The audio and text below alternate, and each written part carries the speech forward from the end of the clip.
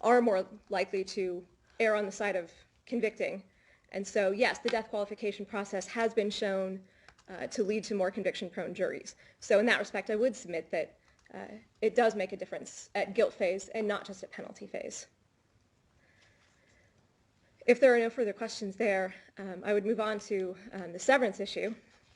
I think this morning's hearing makes it somewhat clear that Jonathan Carr was in fact facing 2 prosecutors in that courtroom and not just one. The trouble is that the second prosecutor was his brother, and that's a pretty powerful indicator of guilt, to have your brother sitting right next to you and saying, it was all him, he did it, he did it, he did it. That's a level of it's not proof, it's not evidence, but it's a very powerful factor in a courtroom to have the defendant's brother saying, it was all him. There's no way that that couldn't have affected how the jury ruled on this case, how the jury saw the evidence, the lens through which the jury considered everything. I would also point out that Reginald, throughout this trial, engaged in what I might call some antics that, again, because he's sitting right next to my client, Jonathan, sucks Jonathan in. There's the day that Reginald just decided, I'm not going to come to court. That has a negative impact on how the jury sees Jonathan, too, especially given the way that these two were treated as sort of one entity. We have Reginald being required to be in court with handcuffs on. Now, we don't know for sure that the jury saw that or didn't see that. We do know that the district court provided Reginald with something to cover the handcuffs, and Reginald declined to use that. And the district court said, well, Reginald, you're bringing any prejudice on yourself on that. That was during the penalty phase. That was, yes. But I would point out that the handcuffs were on during the guilt phase, and the record's simply silent as to what efforts were made to cover the handcuffs during the guilt phase. But certainly we have, during the penalty phase, the district court saying, Reginald, you brought this prejudice on yourself, and paying no mind to the fact that Jonathan had done absolutely nothing at this point. In fact, the district court said Jonathan's behavior in court has been perfectly appropriate. We also have another incident where that was put on the record where apparently Reginald scooted his chair right up to the district attorney, maybe touched her in some way, all very certainly inappropriate behavior that then Jonathan Carr's defense is prejudiced by because he's being viewed through the same lens. He's sitting right next to Reginald Carr. These things wouldn't have happened. The behavior toward the prosecutor wasn't necessarily visible to the jury, right? We don't know that on the record? We don't know that. Okay. You know, we don't have a clear record if there were other incidents. We don't know if the jury saw that. The jury was never asked, unfortunately. But those are the incidents that we know about that were put on the record. And all of this happened because Jonathan and Reginald were tried together, and because we simply didn't give them each the separate trial, certainly the separate trial that Jonathan was entitled to, so that he would not be tainted by both the behavior of Reginald in the courtroom and the finger-pointing by Reginald's attorneys that would never have happened. What finger-pointing did they do towards in the guilt phase? The defense was he wasn't there. How's that pointing fingers at? I mean, Reginald. Your defense was Reginald did it. How is that? How does Reginald's defense that he wasn't there? There was. Yeah, I understand what we're arguing this morning has potential difficulties, but what about for your client? There was a comment, an opening statement that we objected to, moved for mistrial over, that was Reginald's defense attorneys bringing up this, it was Jonathan and some other guy. There was also the testimony through Stephanie Donnelly saying that Reginald was very angry with Jonathan that morning. And in fact, even after our objection was sustained to that, defense counsel for Reginald went and had her say it again, or asked her again, so Reginald was angry at Jonathan. Those are the best examples from the record that I'm familiar with the behavior of Reginald is a much bigger component in our severance issue Okay. than. But it's not so much the antagonistic defense, it's more just the whole environment of having two co-defendants there and their siblings, and the behavior of one can be applied to the other. That's Yes. more of it. There were certainly antagonistic defenses. We're certainly maintaining that. And, we were denied putting on a statement that Tronda Adams heard Jonathan say that morning about what did smoke Reginald get me into. We weren't allowed to put that on. And could that have come in, at least at penalty phase, at a trial that didn't involve Reginald? And I would submit yes. So we were denied that. And we were also simply... Let me refresh my memory on the facts on that. She overheard Jonathan say that in a telephone conversation he was having with his sister? Correct. And that was excluded on motion in limine by the state? That is correct. So again, our argument is that there were antagonistic defenses and that we were prejudiced by the actual behavior of Reginald in the courtroom. And throughout all of this, I would urge the court to remember the final issue in our guilt phase brief, which is cumulative error. I don't think that's something that any of us can overlook in terms of how did all of these individual little things pile on and create a fundamentally unfair trial for Jonathan Carr. We've talked about the denial of this one juror. We've talked about the failure to sever. I've talked briefly about challenges for cause. We also have an issue where we've argued that the district court was biased in the way that the court addressed challenges for cause, granting almost every challenge for cause made by the state and denying almost every challenge for cause made by the defense, and in fact often rehabilitating the state's or the defense cause challenges and the opposite of rehabilitating the state's cause for challenges. All of these things sort of start to pile on, and we have to ask the question of, fundamentally, at the end of the day, was this a fair trial? All of these errors combine with each other, and I would urge the court not to overlook that portion of our argument. I would like to move on.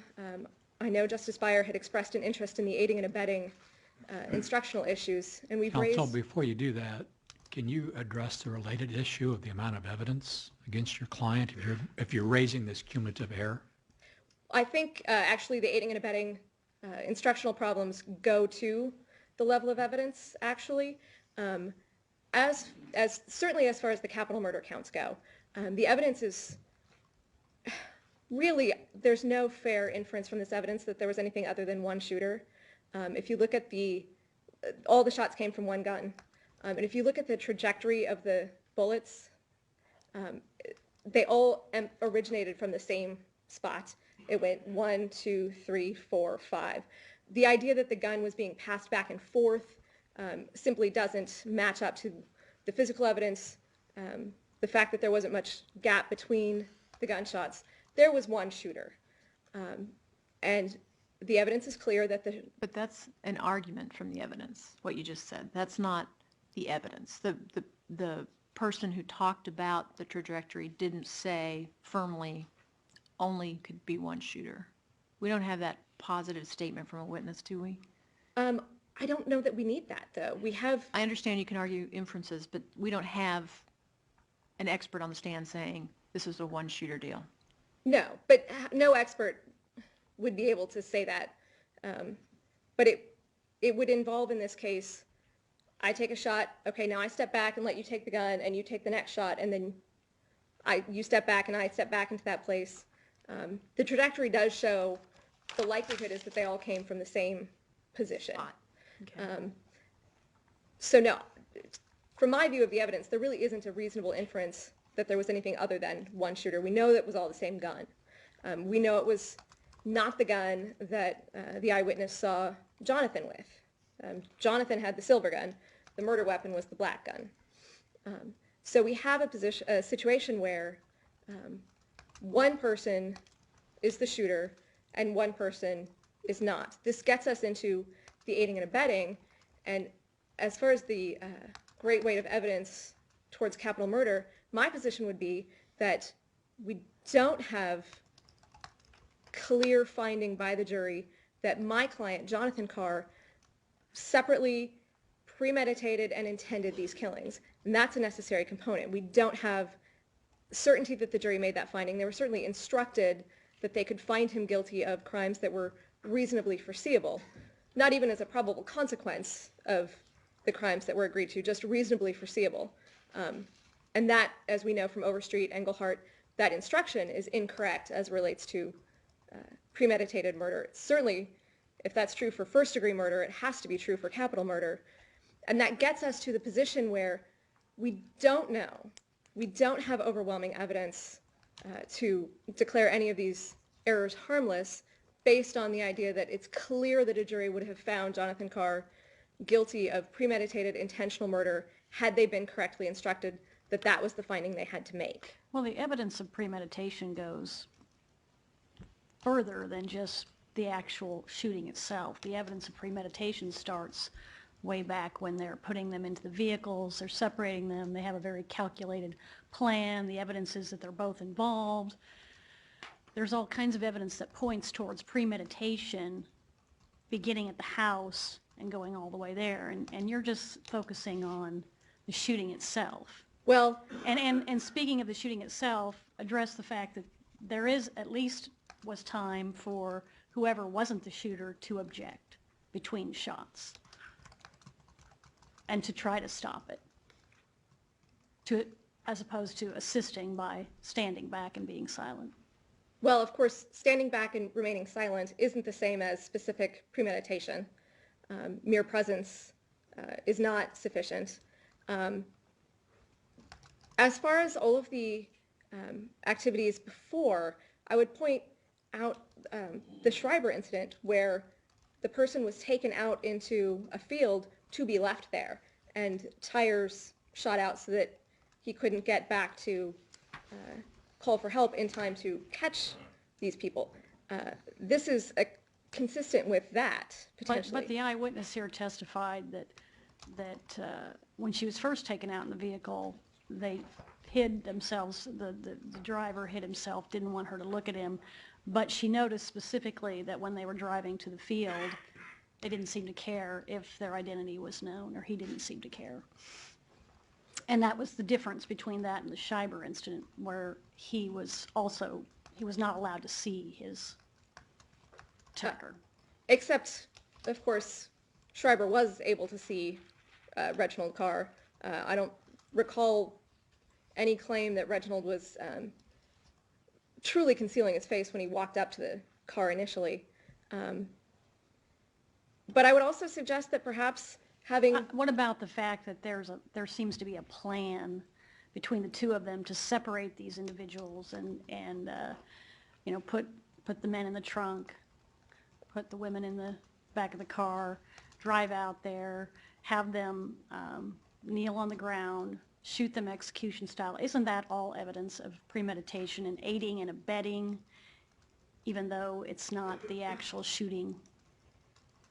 I would argue that that is also, at least putting them in the car, separating them, driving them out to a field, is also consistent with what was done with Andrew Schreiber and leaving them out there so that they couldn't call for help immediately. Well, to clarify, counsel, you're not arguing that insufficiency of the evidence, are you? No. You're arguing that the evidence was not so overwhelming that it negates the instruction error on aiding and abetting. Is that what you're arguing? Absolutely correct. Arguing that the jury was not told that they needed to make the finding that they needed to make, and that there is at least credible evidence from which they could find reasonable doubt, at least as to premeditated intent by my client, and that, they're tried with the Andrew Schreiber incident, so we know that there's a history of leaving a person in a field and trusting, this is 7 days earlier and nobody's been caught for that, so perhaps they're a little more comfortable with that idea that really will work out. But again, as Justice Johnson said, the critical problem is that the jury didn't make this fact-finding. And we do have a pretty solid basis of evidence to suggest that there really was only one shooting, and that the jury really did need to make this premeditated intentional finding as it relates to both the shooter and the non-shooter, and they were not told that. They were told that they could find either defendant, Jonathan Carr, guilty based on this crime being reasonably foreseeable.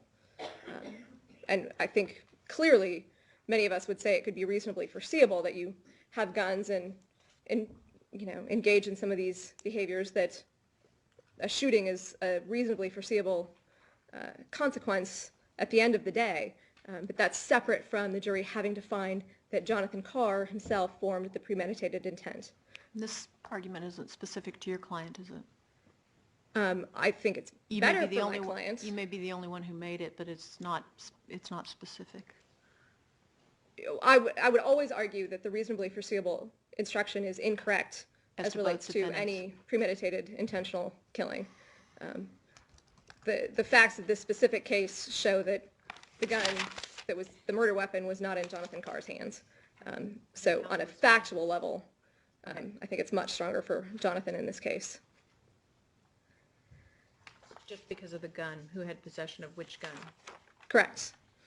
Well, is there also a factor in here of who was driving which vehicle?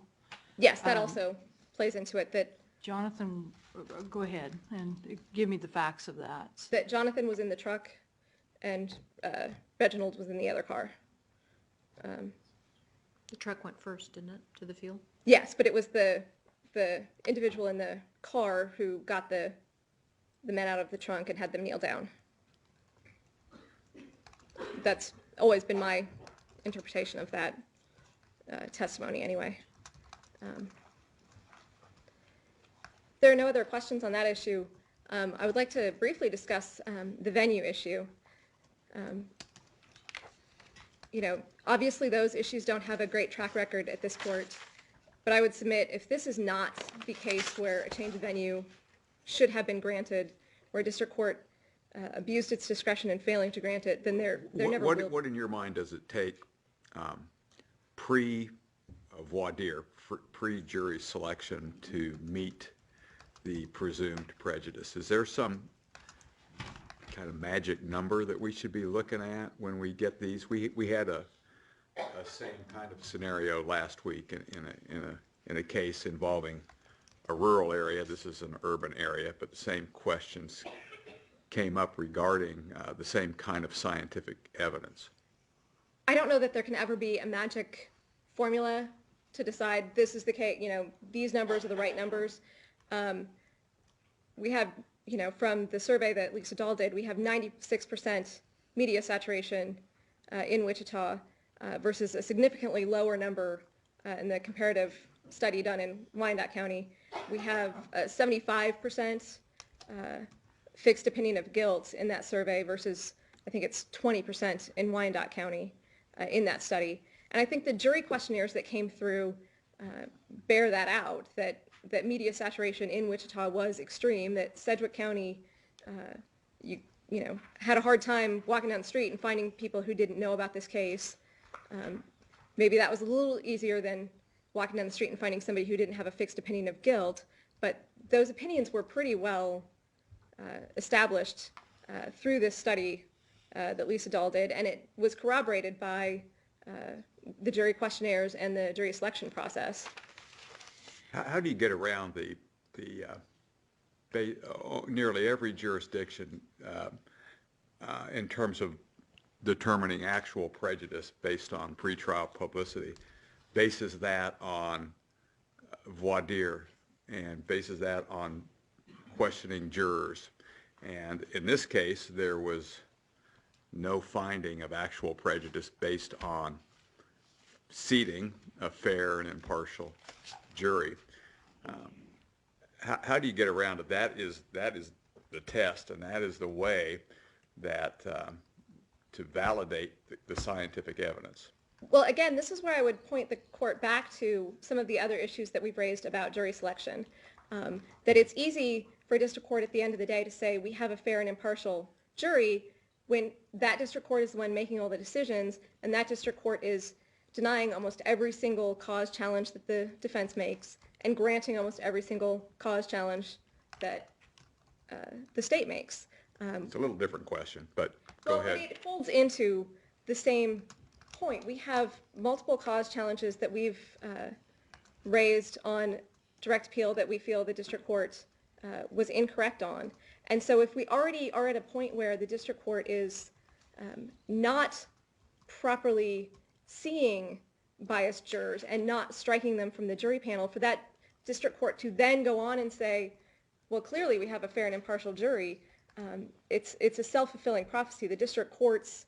Are you saying that it's, when the court says we didn't have any problems picking a jury, that's influenced by whether the judge grants challenges for cause? Well, I'm saying if the district court doesn't see any problems and denies every problem that the defense raises... What about looking at it from a different standpoint? And I see your point. If you're looking at the number that were challenged for cause, we have one person that's in charge of that. But what about the number of challenges made by the defense? What are we looking at here as to how many of the jurors were challenged for cause by the defense counsel? I don't have a percentage breakdown in my head of how many jurors were voir dired and how many were challenged for cause. And would you say that that had any impact in the, was impacted by the process employed? I'm not sure I understand. Well, you would expect defense counsel to challenge for cause regardless of whether the court was prone to granting them or not. I would expect the defense to challenge for cause when a prospective juror has said something that warrants a challenge for cause. The challenges for cause that were made in this case are all, in my view, justifiable. In the end, we had 6 jurors on the final jury panel that the defense had challenged for cause, including juror WB. We had 2 jurors who expressed opinions of guilt and were challenged for cause on that basis and sat on the final jury. So for the district court... I'm sorry, how many did you say you said there were 6 who had been challenged for cause? Correct. And how many of them were challenged for the... Opinions of guilt, 2. Yes, 2 of the Yes. 6. Okay. Yes. The other 4 were all mitigation impaired to pro-death penalty, which, factors into the question of a fair and impartial juror. So I guess my point to that is that we have outside evidence that shows that this jury was perhaps not as fair and impartial as the district court chose to believe it was. Was there a point at which, is there a point when a district court judge should just disregard a prospective juror's declaration of impartiality? And when is it? If Yes. there is, when is it? Yes, there is. And that's part of the presumed prejudice calculation. And there are, quotes in the brief from various cases about the idea of when you have one of these cases that involves so much media scrutiny and so much sort of hysteria in the community long before the case gets to trial, that it's asking too much of a human being. We all want to believe that we can be fair and impartial and come into the courtroom and put away everything that we've heard and think we know about the case. But in some cases, in cases like this, where there's that much media saturation, it's really asking a little too much to believe that everybody is going to be able to do that to the extent that they say they will. And that's the whole idea of the presumed prejudice analysis to a venue change, is that we can't necessarily trust all of these jurors when they say, even if they're not even well-meaning jurors. I guess that gets back to my original question. When is that shown? By your study that shows a certain percentage based on media saturation have knowledge of the case, that's enough, and then we don't move on anymore? No, there's more When than is that. There's the extensive evidence that was put on in connection to the change of venue motion relating to which has occurred in 3 or 4 other cases, which we, not including last week's that we had, the same type of evidence. And we haven't concluded based upon that type of evidence that the presumed prejudice has been met? And what's different about this case? This is the Carr brothers. We can't pretend that that's not what's going on here.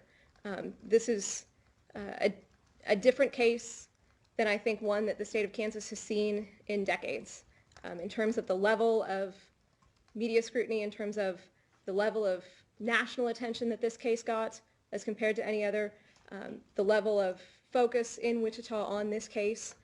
I think is truly unlike anything that we've seen in decades. I've certainly never seen any other case like it. So I think we have the combination of a study that has some of the highest numbers that we've ever seen in any of the change of venue cases that have come before this court. We have the media saturation. The record is filled with exhibits from both videotapes from news reports online or on TV and written news that rose even to the national level. The focus in Wichita on this case was unlike anything we've ever seen before, and I would submit if this is not the case where this court would say a district court has abused its discretion in failing to change venue, then there is no case. But that almost strikes against you when you say, well, there was national exposure and you're going to move this someplace. Except if the national exposure were infecting all of the rest of Kansas, we wouldn't have seen the numbers that we saw from Wyandotte County. The fact that a case makes national news is perhaps most noticeable to the people in the local community who are truly affected by it and looking for the case. I think that's the distinction. If there are no other questions, I would submit the remaining issues on our brief, and I would respectfully ask this court to reverse Jonathan Carr's convictions. Do we have any further questions? Hold on just a moment, if you will.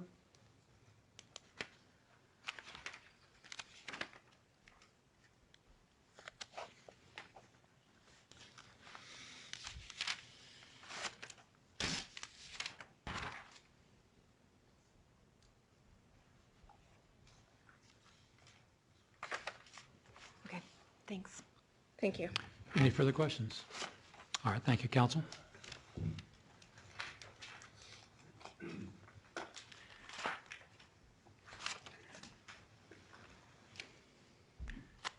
As counsel is approaching the lectern, I thought I would announce the court will take a break after his presentation and before the rebuttal by opposing counsel.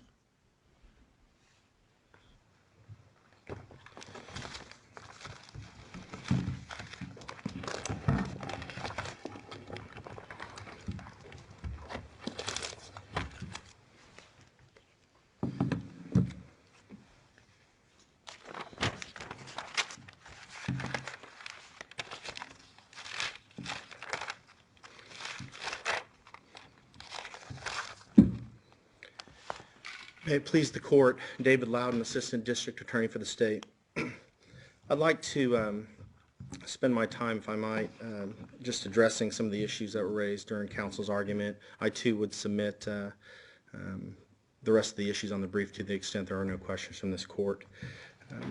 There's been a lot of focus this morning given to the strike on WB, and as I sat through the prior argument on this, some things struck me that I think deserve attention before we get into the meat of it.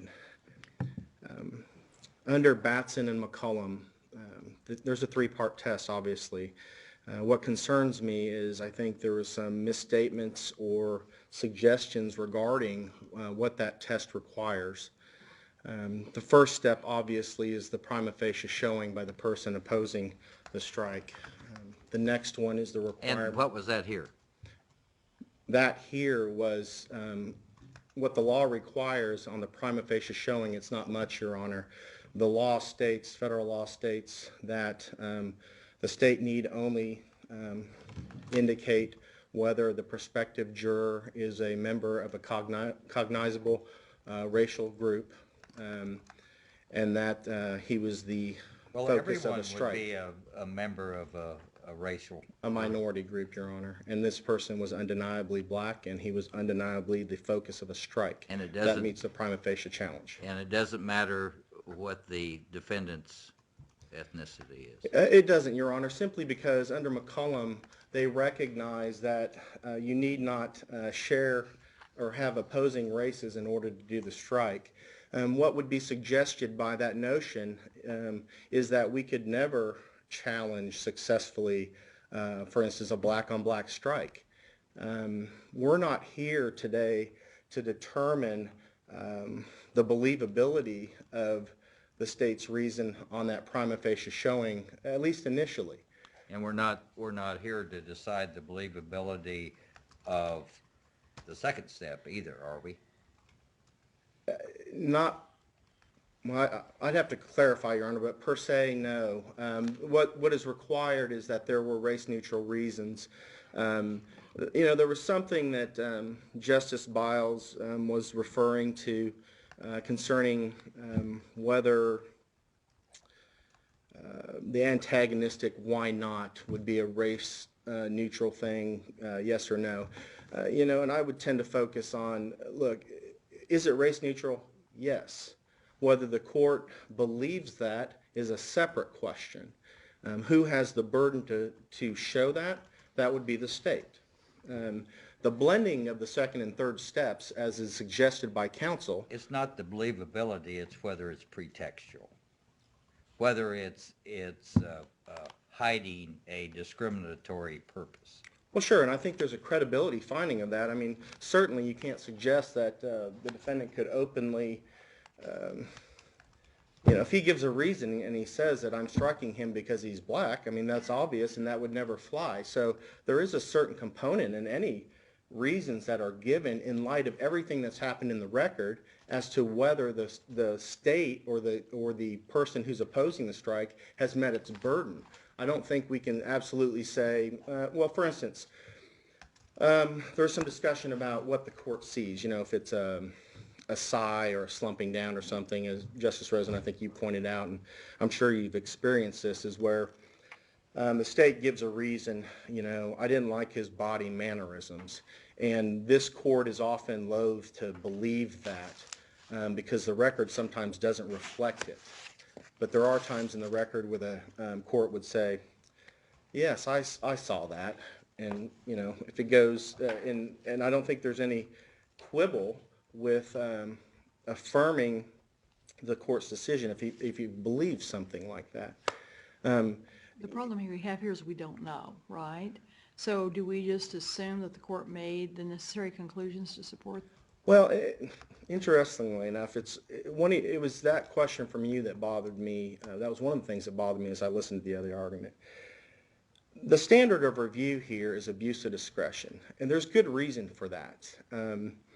It's not something we're going to pay lip service to because we disagree. One thing that we cannot discount in this case is that there was somebody in the room who was required to make sure this was a fair trial, and that was Judge Clark. Judge Clark, unlike appellate counsel of any nature, whether it be the defense or the state, had the ability to view what was going on in that trial. When the questions were being asked, watch the entire process. It's a perspective we don't have. Too often we're reading through a transcript and we're reading like it's just going like this. And what we don't know is, was there a pause? Was there a hesitancy? Like with the antagonistic aspect of the why not. In the first case, Ms. Parker was contesting, whether it was antagonistic or not. The defense is saying it was antagonistic. To me, it doesn't matter. What about what would we have to observe with regard to defense challenging the state's strike of the other African American? In other words, being a proponent for African Americans to be on the jury before it made this strike. There's nothing there that I can see that I need to need to view for that to be relevant evidence for me? Tell me what I'm missing. Your Honor, I'm sorry, I'm not, I don't want to, I want to answer your question, but I'm not quite sure what you're talking about. Can you just You're restate saying it? that we can't view this because we weren't in the courtroom to assess it. Okay. Some things are simply facts, and it is a fact that the defense challenged the state's attempt to strike African-American jurors. And we can assess what that fact means as to whether the defense was acting in a racially discriminatory manner without having viewed anyone's demeanor, can't we?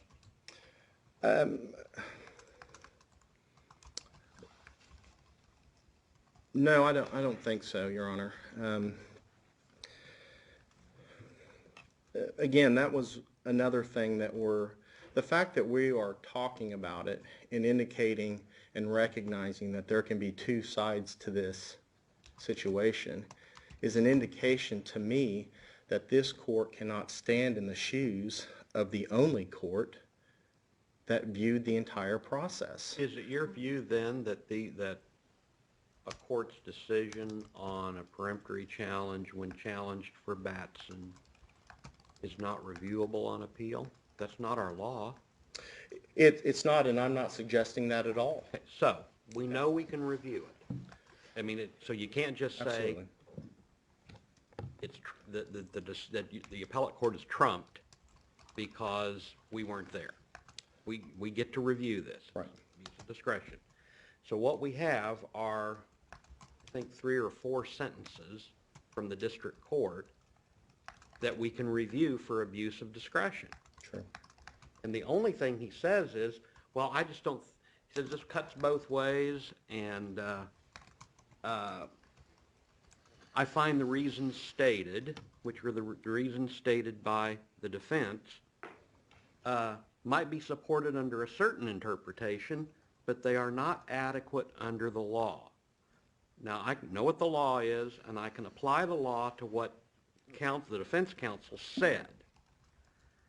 And that's what we got to wrestle with here. So I don't think we can dismiss this as saying the appellate court wasn't in the room. If you are saying it's a credibility determination, the trial court didn't tell us it was a credibility determination. It said those reasons aren't adequate under the law. And abuse of discretion, we can look at the law. So that's why everybody's having to focus on this. Well, We got a very thin ruling from the district court on, what's a reasonably serious issue. I'm not going to say that I entirely agree with your concern. However, I can certainly appreciate the fact that you are. And that's why I wanted to get into the law part of this. There's been some discussion about, for instance, Justice Johnson was bringing up the prima facie thing. The law says, for instance, once he gives once one of the parties gives race-neutral reasons, the decision on whether there was a prima facie showing is irrelevant. It concerns me that we're talking about that, especially when we did make that prima facie showing. But as we move down the spectrum, one thing that concerned me in the first instance was the third step itself. The third step does not require the state to say anything or do anything before the judge makes the ruling. The judge is the ultimate arbiter, and I recognize the weakness here because the judge doesn't say anything. But one thing the law does say as well is the judge is not required to state anything, state any reason that would be sufficient. And I would challenge this court in many circumstances after you've reviewed everything. How satisfied would you be if the court just mentioned one thing? Yes, he was slumping. I'm going to, for instance, not slumping, that wouldn't be a good one, but what does he have to say to satisfy this court outside of the entire record? And I would submit, like many other abuse of discretion type situations, we look at the entire record to see if there's anything that would support it. In this case, the state submits that there are 3 other jurors who had that, and I recognize maybe that's not binding, but it is something. Let me tell you the concern I'm having. Okay. It's when the trial court says, after the defendant has made their race-neutral reasons. The trial court says those reasons aren't adequate under the law. And I thought you had the burden of proof on on this challenge. And so how can anything they do be, inadequate? Because you got to carry the day, not them. And the only thing you've said is, I object. You didn't even give a reason. That's not true. That's not true, Your Honor. Two things. I will recognize that Judge Clark's terminology may not have been the best terminology. In reading that statement, you're also reading something into it that may or may not be there. I think there are two interpretations, at least two, as to what he was saying. And the thing, as we noted before, is we're hanging our hat on his express determination before the Batson challenges started, a recognition of the Bolden case, a recognition in that case that got remanded because the judge merged the second and third steps. So you have a judge here who's told you that he's read the very case that got reversed and it has the test. He's asked the attorneys if they've read that case, in which I think, I don't believe they had, but nobody was working under the impression that they misunderstood what the test was. I understand that this isn't controlling, but it means something. In this heated arena that we had at trial, this court has seen that the attorneys were not shy about complaining when they thought there was an injustice. When the court makes his strikes all the way from one of the first Hispanic juror, I want to use her name, the first Hispanic juror, and all the way through. There are some times when Judge Clark has said some things or done some things, but the bottom line is, throughout all that, the attorneys didn't complain that the judge was somehow putting the burden where it didn't belong. This court should know from its time on the bench and the cases that it's done, oftentimes, that prima facie showing may get blurred a little bit to where, there would be objection. And then the next thing you know, out of the prosecutor's mouth, for instance, they would start blurting out the reasons without any, affirmative showing about whether this person was Hispanic or black or whatever it may be. And then when it's done, the judge will just simply make a ruling.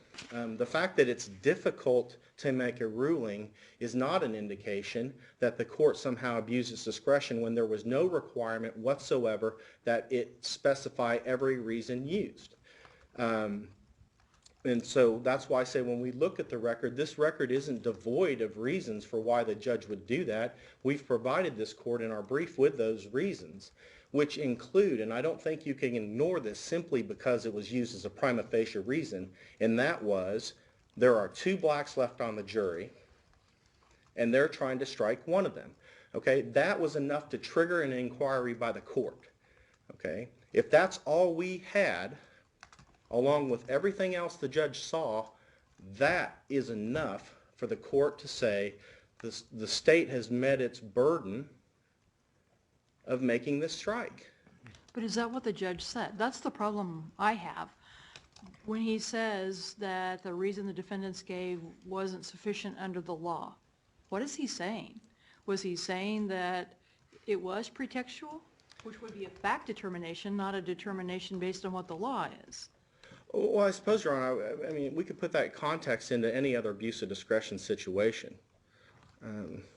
The court isn't required to give reasons for a lot of its rulings, and we search the record for that, and what we have is here for this court is a record. And so our determination is that it was pretextual? I mean, is that ultimately the conclusion we have to say, is that he didn't abuse his discretion in saying that the reasons given by the defendant were pretextual? I think that's the inquiry. I mean, we're looking to determine whether he made a mistake. What in the record would suggest that it was pretextual? The fact that he is trying to strike one of 2 black people left on the jury. But after he's been arguing that we need to keep black people on the jury. And sure, and you're entitled to give weight to that, and I don't blame you as you're looking for it. I mean, again, I can't say that I looked at this issue and went, man, this is a dead bang winner for the state because of what's there. But what we have to consider, and that's why I'm encouraging you to look at the abuse of discretion standard and give some credence at least that this person was actually in the room. I mean, we are presuming that, or presuming away, I suppose, every benefit the court or the large amount of discretion that we give to trial courts by suggesting that somehow he has worked. I think the theme here is that the court was biased against this entire process, and his sole goal was to make sure that this person got death. And I don't think the record bears that out I don't think whatsoever. anybody's arguing that, counsel. Well, I think that's the theme of their brief, Your Honor, that he was slighted against them. He made for-cause challenges against their position, an inordinate amount, unfairly, is what they're arguing. And they're doing the same thing here with regard to this Batson challenge. So I read much of the argument to be more that Judge Clark was focused on trying to ensure that there was a somewhat racially diverse jury, and that he may have put more emphasis on that than he should have. well, that's part of their argument. But the other part is that the judge, and maybe bias is not a great word, maybe the judge committed misconduct because he didn't apply the right test. That's part of their argument as well. And that's an abuse of discretion. And that's not That would be an abuse of discretion if he applied the wrong test. I It can't is, right. argue with that. I Applying mean, the wrong legal standard. I thought Absolutely. that was my understanding, that was the in part. main argument. And so I Not that think he to had that some extent, his personal motive animus. could have been good, but it just could have backfired. Oh, I'm sorry. Can you say that first part again? I think his motive might have been good. I mean, his motive to try to retain some diversity on the jury. Quite possibly. I don't know. I don't know that that was his reason. I think we're reading that into that. I suppose that's my point. But that's our difficulty too, is we just don't know. And as I kind of pointed out in the other situation, a lot of times when we don't know, when we don't have the factual findings that allow us as an appellate court to make an informed review, what we do is we remand and ask the court to make those findings so that we then know what the judge's thought process was. But we now really can't do that, can we? Given the situation we have. That, It would be difficult. yeah, so how do we deal with that? And that's why I submit, I suppose, I'm aware of any case, Your Honor, that would say that when we stand up to make a Batson challenge and our reason is that there are two there and they're taking one away, and we believe it's because, inherently, because they're a minority. I'm at a loss to understand why that isn't enough if the court believes it. We did not see, as believable as we may think the attorney's reasons are, they're undoubtedly race neutral. I mean, we can't argue that part. Why were there only two left? The state had struck, by that point, an African American. That is And I'm true. having a little trouble saying that the prosecutor can strike African Americans down to the place where there's only two, and when the defense tries to strike one, say, oh, that's discriminatory. When you say your reason was there were only two left, that's because you had, or your office had struck other African Americans, or at least one. Correct? Again. Well, is that factually correct? That is factually correct, Your Honor. Again, I think my difficulty with this is the person who was in charge of assessing the credibility of an argument like that, or even theirs that said, how could we possibly have been motivated by race? I'm black, he's black. We try to prevent you from taking a black off. Okay, so we had two parties, each of which would presume to be arguing the same point against one another, and we trusted somebody to make that decision, and that decision was made by Judge Clark. We have to presume he made that decision. What he verbalized was making the decision with regard to his belief as to the adequacy of the race-neutral reasons. That's what he verbalized. To get to where you are, we have to presume the judge internally made that third step because he didn't verbalize it. What I hear the court saying is that there, I mean, if the law at the time was the judge didn't have to say any particular words, this court is now looking to change that law. What we're looking at is the words he did say. And the words he did say were legally incorrect because the court does not make a determination of whether the race-neutral reasons are adequate reasons, are adequate under the law. It determines whether they are, in fact, race-neutral, and then it moves on to the third step. Of course, and you understand my argument is that language was not an indication, because in order to do that, you would have to disregard the fact that moments before that, the judge said he knew what the test was based on Bolden. Again, I am not saying that this is the clearest record in the world on this. However, it's hard for me to ignore that the people in the room weren't questioning whether the judge was making the right, using the right test to make the strike. I mean, they never complained about it. And it's on a cold record alone that everybody is now attacking that, and I understand that part of the discomfort is the fact that there isn't any verbalization from him, but and perhaps, you know, two wrongs don't make a right, but this isn't the first time in this court's history that we've bypassed that and looked at the record itself, because we allow appellate counsel to come in, review the record, and give us situations where there are other jurors who shared the same characteristics, and this court would look at that and say, you know what, the court did abuse its discretion. So Justice Lukert, I mean, if you're asking for how do you determine whether there's an abuse when there's an absence of any other evidence, and here we don't have that absence. Perhaps if there had been not had those three people that was struck, maybe the court wouldn't have that basis, but I don't know how we presume that the court was actually blind to everything that was going on. And I know that, you know, we're here potentially to decide whether the court was required to say anything. I would submit that this court has never held that. There isn't any court that has held that I know of, any substance. Could I move you to the, if we disagree and decide that it was an abuse of discretion, what's the remedy? And I'll tell you, I'm having a little problem saying that if they were passed for cause, then it's harmless. Otherwise, there's no way that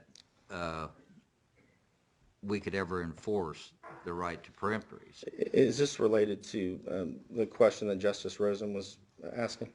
Well, if we disagree with you, what are we going to do with this? We've already determined that it's not practical to remand it. Well, the state's position, I mean, would be primarily as to whether we maintain the convictions and the death penalty would be that if this isn't a constitutional issue, Your Honor, the United States Supreme Court quite clearly has said that the right to peremptory challenges is not a constitutional issue. And as Justice Beyer has pointed out, you know, the states are free to formulate their own test. I would submit that we don't need to do that in a vacuum. As indicated in our brief, I'm sorry, and the statute escapes me, but there's a statute that indicates what the rights are, and the rights are to 12 peremptory challenges. It doesn't indicate how or when. The reality is, in any jury trial, is that you're never guaranteed 12 people you like, but you're entitled to 12 impartial. You may want to strike every one that's left on the jury, and they want you to presume in this case. And I'm saying it wasn't error. It's not a trial error if the court erroneously disallows a peremptory strike, because you just have no right to which ones you have 12 strikes, but you don't get to choose. I think that you have to make an additional showing of actual prejudice of some sort. They're asking you. And that's where I'm getting to, and we talked about that earlier. How do you show prejudice? And what's the test for prejudice? That's part of what we're struggling with, I think. Admittedly, I can understand why. But I think that's why I'd like to take you to the, it's almost like we're trying to answer the question before we're trying to determine the root or the basis that would allow you to even get to the question. Here, I would submit that in order to determine if there is any remedy that needs to be employed, you need to determine what that right is. And we would submit that the right is to 12 strikes and they received it because they had the ability to challenge for cause. And granted, in this case, they're making an argument that kind of clouds the issue. It's not like a singular issue where they tried to make a peremptory strike against somebody they didn't challenge for cause. You know, here they tried to challenge him for cause and for peremptory. But, you know, if we start with that starting point is that they get 12, as long as the person has been passed for cause, then there isn't a situation where you can presume prejudice, which I think is almost like the structural, I mean, to me that's related to structural error. Why is it that we reverse cases automatically on structural error? It's because we are incapable of measuring the prejudice, and that's what they're asking you here. And I would submit that in order to find that, you have to find prejudice. Here, the statute doesn't give you that ability, and neither does the Constitution. And as to the for cause aspect of it, I think that's a different question. If you know, I would submit that you would go to the for cause issue first when you're deciding this. Was that a good denial of the for cause strike? I don't think you can answer the peremptory without first answering that question. If the starting point is that the for cause strike was good, or you know, the decision not to allow it was good, then your starting point for this issue has changed. I'm smiling because I'm recalling some cases where this court has said, well, there's no prejudice because defendant could have used his peremptory challenge to get rid of the juror that the for cause challenge was denied. And now you're saying, well, that's there's If the for cause has Not on point, Your Honor. If that issue had been raised, perhaps the argument would have been different. As you know, we deal with the arguments as we take them. I understand, but you're saying you really don't have a right, he wouldn't have had a right under the statute to strike that particular person, because you're saying that the right to strike 12 is numerical, not qualitative. That's correct. Yeah. That's my argument. Yeah. And again, I mean, it's something that this court is, you know, if this issue turns on that, that's great, and that's my argument on that. I hope that answers Justice Rosen's question, and I think Justice Biles was coming in on that too. And I suppose, you know, if we don't win that part, the next question or answer would be that we would look to have, because he was being challenged as a death-qualified juror, we would ask that you uphold the convictions, and if you need to reverse the death sentence, then that would be the other remedy, I suppose, that would be. And that would be based on the observations that the reasons given was specific to the death penalty and his demeanor towards that and nothing else, and therefore the guilt phase would have nothing to do with. Absolutely. That's your basis for that. Yes. As a last resort, I would suspect. Yes, I would prefer to have them all, everything. That would be consistent with the reasons given for the peremptory challenge as well by defense counsel. When they stated their race-neutral reasons, they talked about that this particular juror was impaired on the mitigation factors, which of course wouldn't enter into it. Right. You know, just one observation, I think, you know, I'm not saying that this controls the issue or anything of that nature, but, you know, in this case, WB was one of 3 jurors that they're complaining about on the for-cause issue. DR and DGE are the other two. Part of the makeup of the jury, the defendant used 8 of 12 peremptory strikes to strike some of the jurors who weren't even challenged for cause. So some of the people that they viewed, if believed, that these were the worst of the worst because you made a for-cause strike on them, I believe 4, I don't want to misstate that, but there was a number in there, around 4, that were still on the jury that weren't even challenged by the jury. It could have been 5. 4 of the 27 the state talks about who were passed for cause by both sides. Well, I'm talking about that actually made it to the jury. There's some that weren't Right, challenged. right, but I think, if I'm remembering the numbers. I don't want to and misstate that. There's a lot of numbers flying I back know, and that's forth, but. part of my problem as I But stand as I here. recall, the state took the position in its briefs, there were 27 who were passed for cause by both sides. And you're saying that at least 4 of those ended up serving on the jury. Right, there would have been 60, and out of those 60, there were 27 that everybody agreed were passed for cause. Right. That's your question. That's what you're commenting, right? And they used, excuse me, I think I misstated. So they ended up using peremptories to strike 4 of those 27 who were passed for cause. Your Honor, if I can Sure. get this right, can I? Yeah, I'd like you to get it right. I'd like to understand it.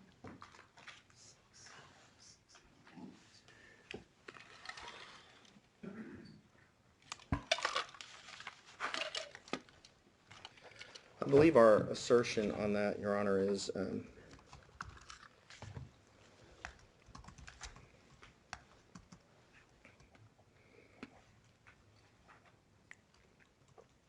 at least in Reginald's case, on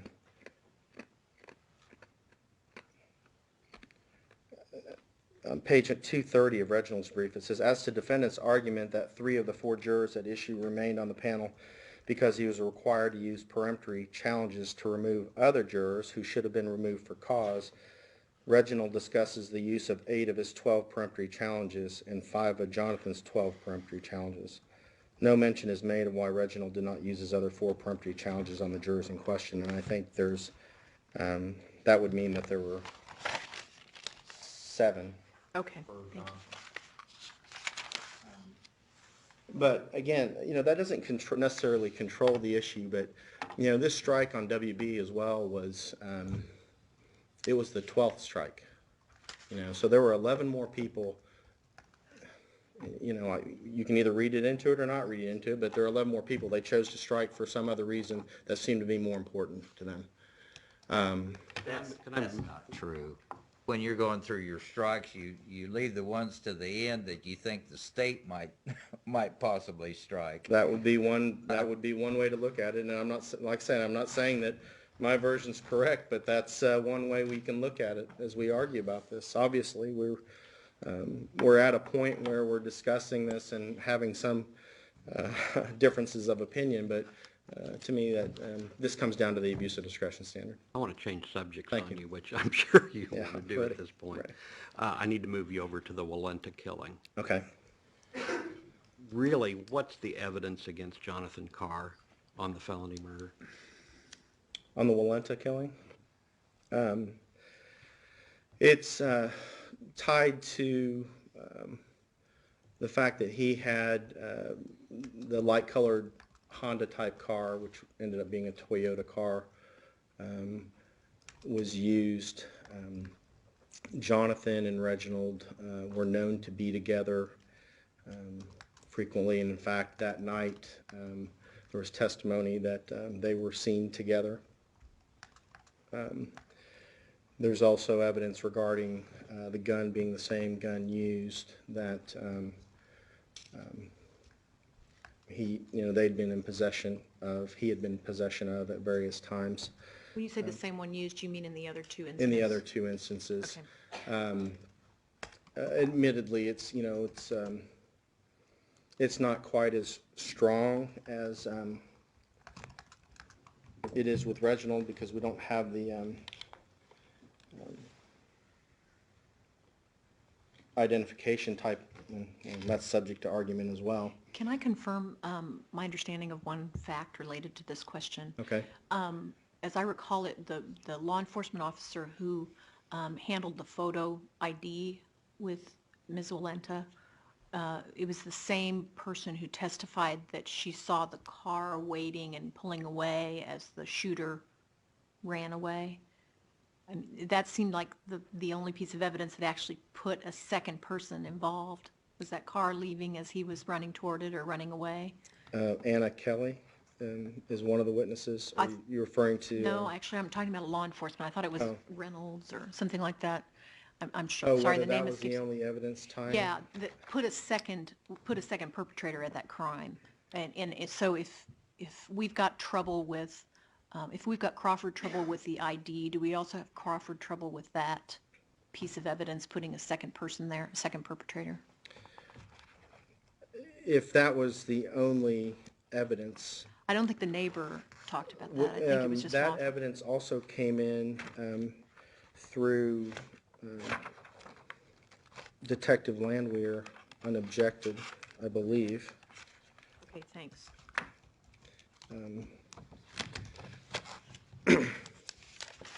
I can verify that in just a That would moment. still be Ms. Walenta talking to Detective Landwehr, correct? So we'd still have a Crawford issue potentially? Except If you only have law enforcement talking about a second perpetrator, that's what I'm trying to get at, then you've got the same testimonial hearsay problem you have potentially. The ID. That's correct, except, again, we are submitting that he has to make an objection, even under the rules of evidence, and I do want to talk about that point, because I don't think that the automatic review rule would apply to that count.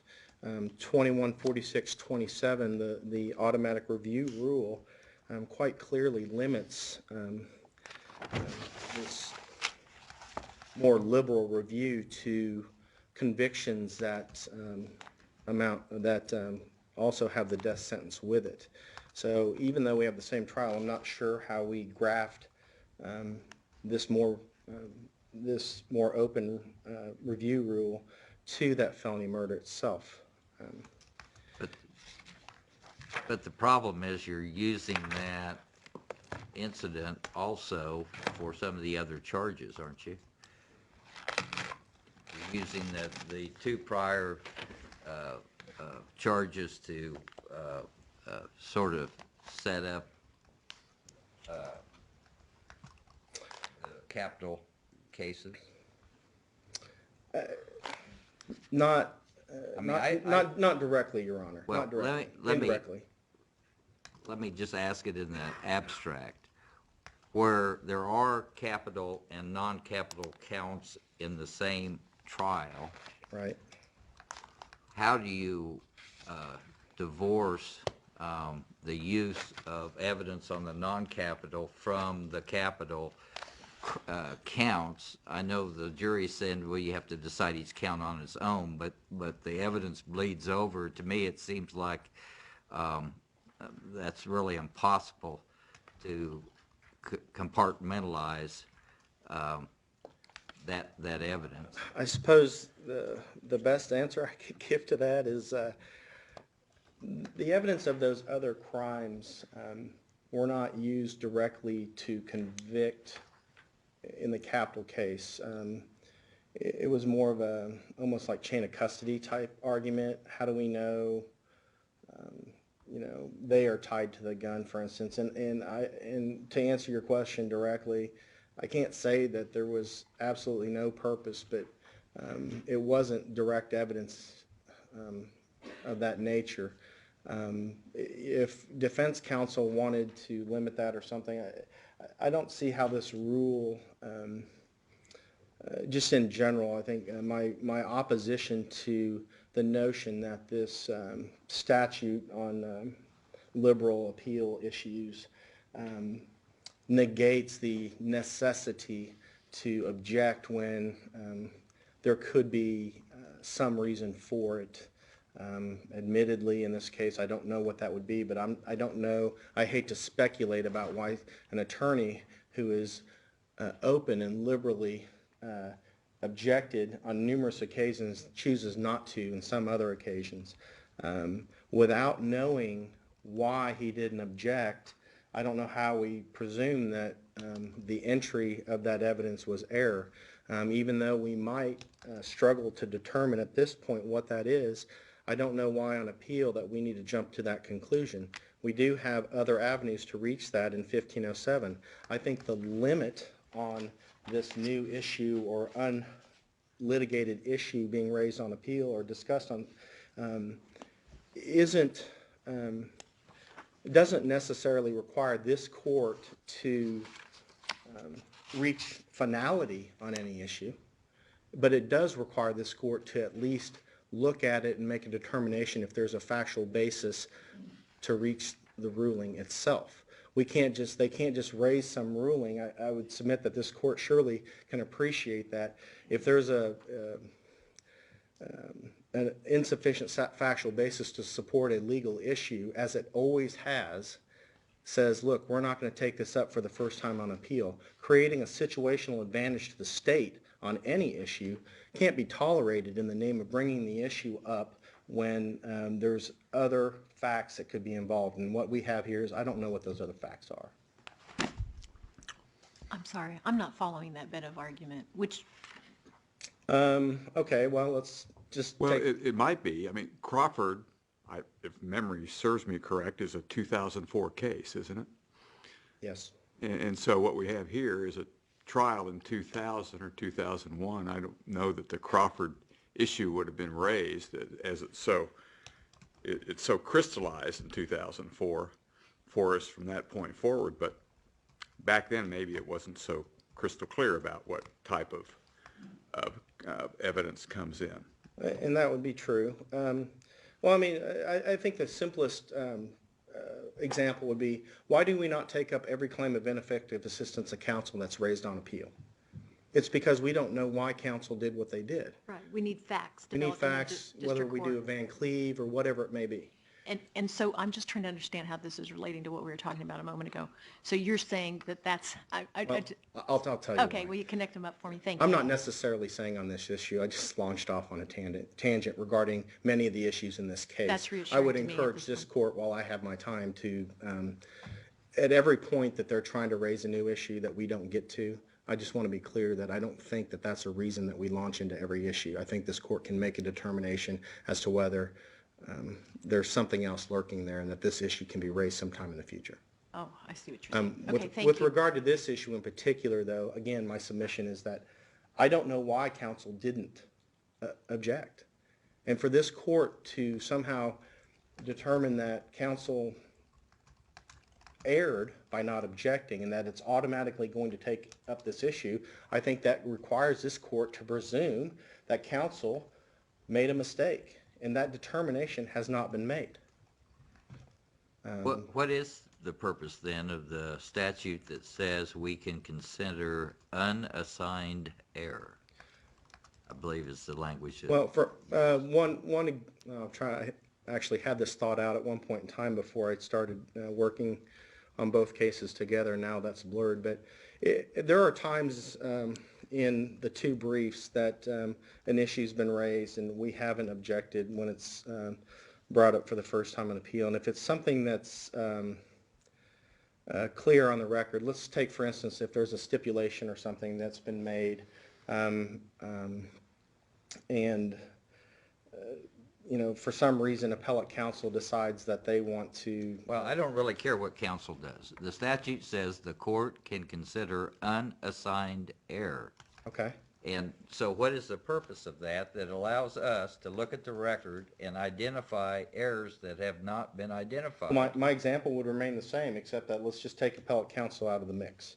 If this court reviews something and it's the legal propriety of a jury instruction, in fact, we do that all the time.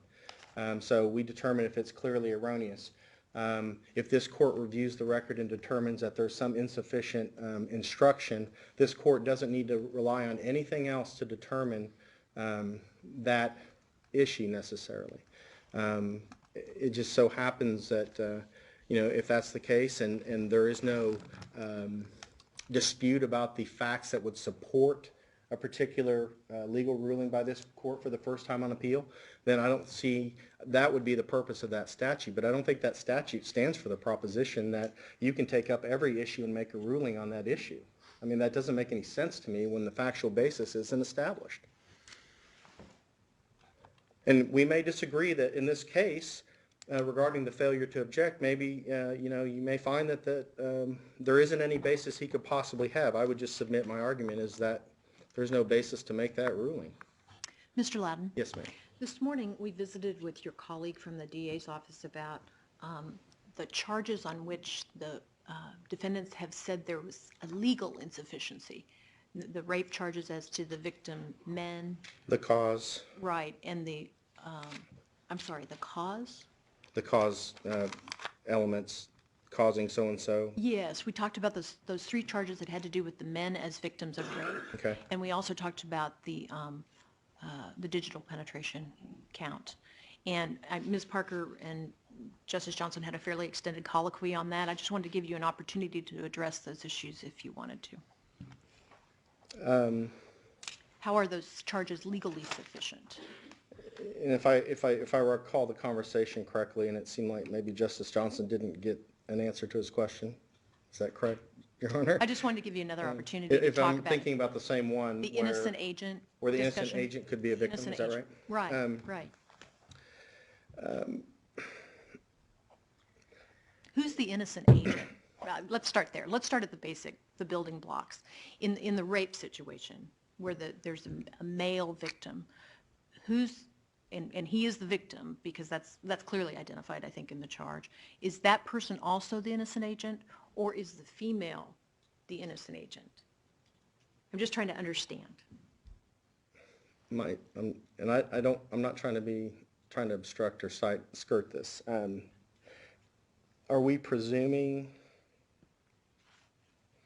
Well, I mean, there's a number of claims regarding that instruction, so that's why I'm pausing. Just trying to focus on the legal sufficiency of a charge of rape when the perpetrator is the person who forces, through threat of force or fear, forces a man to engage in sex with a woman, and the man is listed as the victim.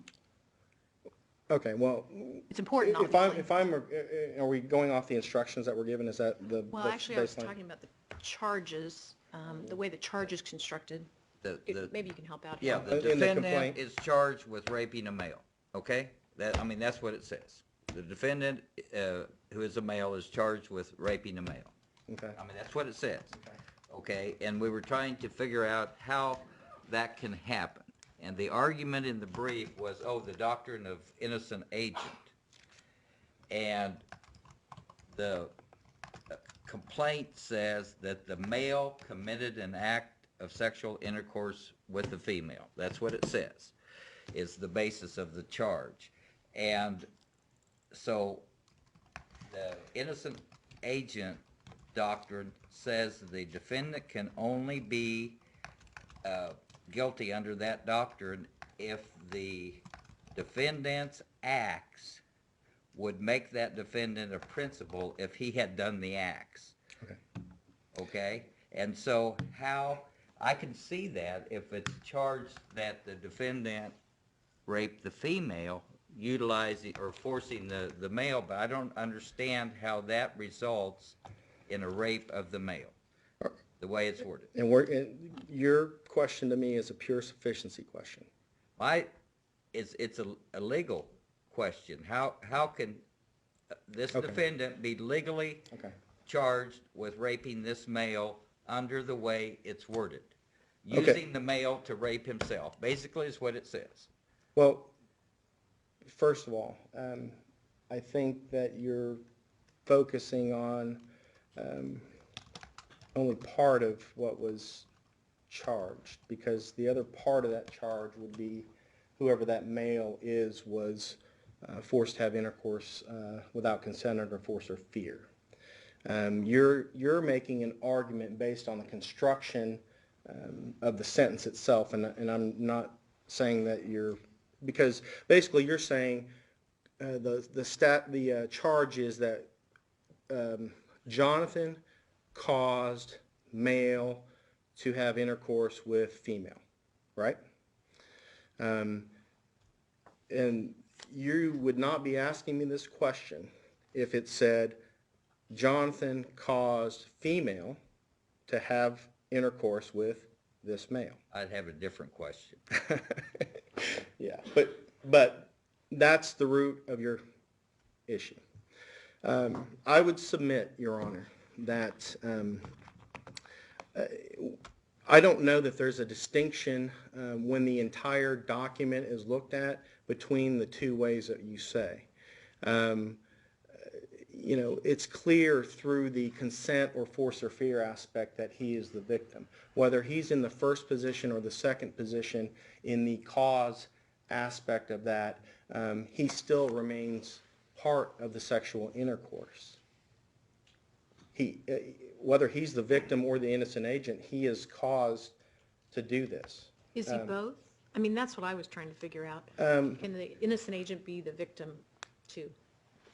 Well, That's really what you're... can I parallel, if I might, I'll parallel this to something else, and maybe this brings clarity, maybe it confuses the issue. If I have somebody that I want to kill, and I have a gun, I can pretty much shoot them myself or not shoot them. Instead of making that choice, I allow the victim to make the choice. I hand them some poison pills or something and say, you can either die by the pill or I can shoot you in the head and kill you. The victim decides to take the pill and die.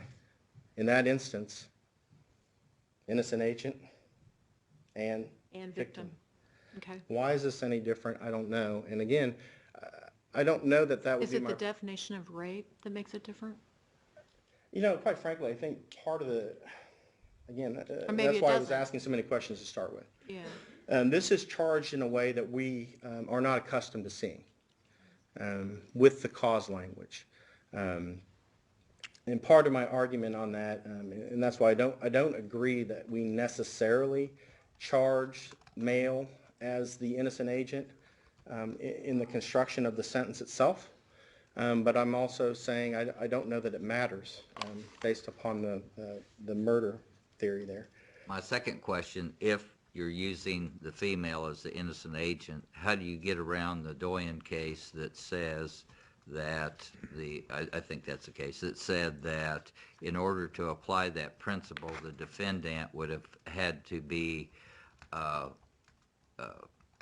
found guilty as a principal if he'd have committed the same acts, and that's physically impossible for him to have committed the same acts. As the female? As the innocent. Are you talking about The case says that for a person to be found guilty for the acts of an innocent agent, the person must have been amenable to being found guilty as the principal if he or she had done the acts that the innocent agent did. Now, that's our case law. That's true. And how does that apply?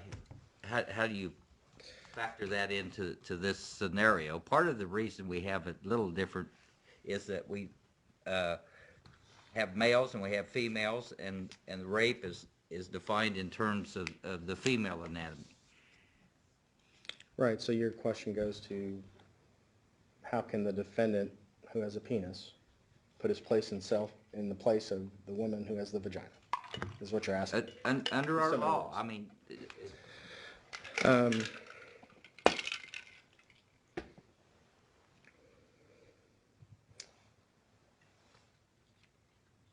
Excuse me, may I just...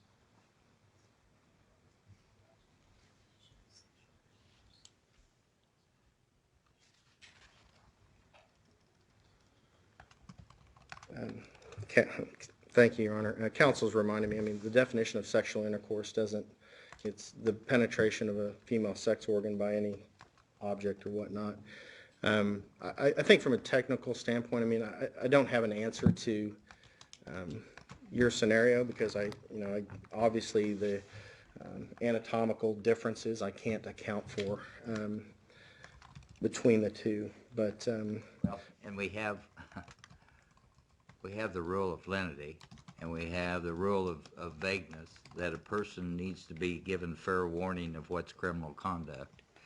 And I'm just having trouble how anyone would understand this theory of prosecution and your theory that you're giving today based on how the complaint's worded. Okay. I guess in that respect, I would argue that the rule of lenity doesn't necessarily apply here,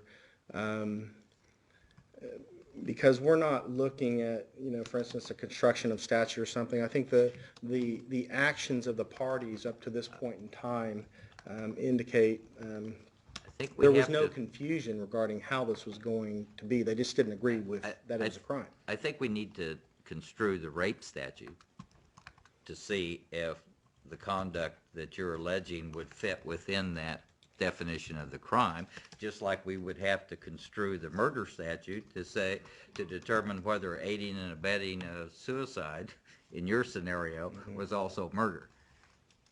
Well, if we, the rape statute indicates rape is sexual intercourse, and it goes on. It doesn't use the words cause, engaged, or whatever, or had, or whatnot. Again, I can't help but think that the wording that we used has caused some of the confusion, but would we be here today if we had just said Jonathan had intercourse with male victim, and then the defense, asked for a bill of particulars, or however, or maybe we put into the instruction to wit caused such and such to have sex with such and such.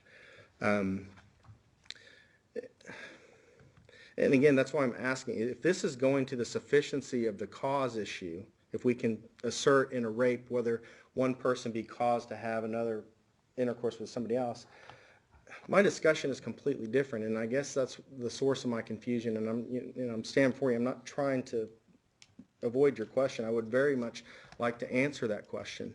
I just don't see how, when we're asserting that somebody was forced to have intercourse against their will, that this issue turns on the rule of lenity and whether somebody had a penis or whether somebody had a vagina, when it's irrelevant to the ultimate conclusion. Did Reginald force one of the males to have intercourse against his will by force or fear? And I think that as a notice instrument, that was satisfied in this case. That's not the question. Okay. The question is, if that happened, and we're assuming that did happen, does that constitute the crime of rape? If what happened? Just what you described. Yes. And again, that goes to their claim that because aggravated criminal sodomy and other sexual offenses have the cause language. Is this going to what you're talking about, Your Honor, as far as if it is a crime in fact, or are you just speaking on how it was actually charged with the innocent agent and victim? Both. And you're saying that causation, if you cause someone else to do something, then you have committed that crime on the person you caused to do it. That's what you're saying. Yes. Okay. Because there is the innocent agent in subsection 3 of the aiding and abetting statute. I mean, I don't know how we avoid this or how we get around the application of this. We basically have to find in any instance, with the murder one being a prime example, that because every statute that doesn't talk about cause, there are more that don't talk about cause than the ones that do. So everyone that doesn't talk about it, that we can't have a situation where somebody hides behind the actions of an innocent agent to commit the crime. I mean, that is an untenable position, I think, and I don't know how we get there. No, I think that's you make an excellent point, and if the charge was using that innocent agent to rape the female, that's the scenario that's anticipated by the innocent agent doctrine, that he utilized the male to rape the female. Okay. But what you're using it for is he forced the male to engage in this act, and therefore he raped the male. Now, that's what you're charging. Your Honor, I don't want to misspeak, but if the instruction in this case, and I don't recall what the information or complaint that you're talking about is, but to reach the conclusion you've reached would be to disregard the other portion of that, Your Honor. The statute merely says that, and perhaps your hang-up, maybe if I think about it this way, maybe I can understand your question. You're saying that there's no indication that HG was forced to have intercourse with one of these males. Okay, if that's not it. No, we're not saying that. If that's, It's okay. I think we've kind of gotten to impasse and probably it's best to move on. Right. Did you have anything further on that? I don't mean to cut you off, but. The only other thing I had in that regard is I noticed that it was charged in the alternative, rape or aggravated sodomy, and it referred back to some instructions. Was there any allegations of aggravated sodomy? with regard to the males, Your Honor? What, anyone? With regard to, There are 3 counts of ag there were sodomy. 3 regarding the male and 1 with the female. Yes, Okay. with the female, there was an aggravated criminal sodomy. Okay. With regard to the males, no, there was not. If in that vein, I know where you're going with that. State v. Wright. If that's what that's designed to ferret out, I would ask this court to. I know Justice Moritz authored a concurring opinion in a case last year. George Lowell Brown asked that the members of this court who did not join in that concurrence join in that concurrence in this instance. It's basically a situation where there was absolutely no allegation or evidence that the men were victim of aggravated criminal sodomy. The fact that that crime was included in the instruction itself that went to the jury is essentially, I don't want to say harmless error, that's not what Griffin found, but it's a situation where there's no reasonable probability if we presume that the jury followed the instructions, and I think that's a recurring theme here is we have to presume the jury followed the instructions, that there's any basis to question whether that was the underlying sexual offense. There is no question that couldn't have been the underlying sexual offense with regard to the capital murders of the males. Counsel, I see you're well out of time. Would you like 60 seconds to wrap up, or do you think you've made your points? Yes, I would, Your Honor. Thank you. With regard to Jonathan, the evidence is overwhelming in this case. You know, I don't want to use this as a complete fallback position and say that no matter what happened in this case, you know, that's not my first argument, that, you know, we can do whatever we want. There can be as much error in this case as we want, and this harmless error cures it. I think that it does, but my primary argument is that in this case, the allegations of error are not founded. And to the extent that they are, I think there's a difference between looking at error, you know, for instance, the reversal of the multiplicity arguments. Those don't factor into a cumulative error analysis to determine whether somebody's received a fair trial. I would ask this court to look closely at those issues to determine what truly went into the calculus there. But I do think that the overwhelming evidence, no matter when you retry this case, if you retry this case, again, the outcome will be the same because I think the evidence was that strong here. So, Do we have any further questions of counsel? Yeah, I need to clarify. Were you saying that with respect to cumulative error, that if there was error found and it was remedied, like reversing the convictions on the multiplicity, then that is not part of the equation for finding cumulative error? Is that what you're saying? Yes, Your Honor, because it didn't infect other parts of the trial, we would submit it. If they're discrete, solvable problems on appeal. Absolutely, yes. Any further questions? Thank you, Thank you for counsel. your time. As I announced earlier, at this time, the court will be in recess for 15 minutes.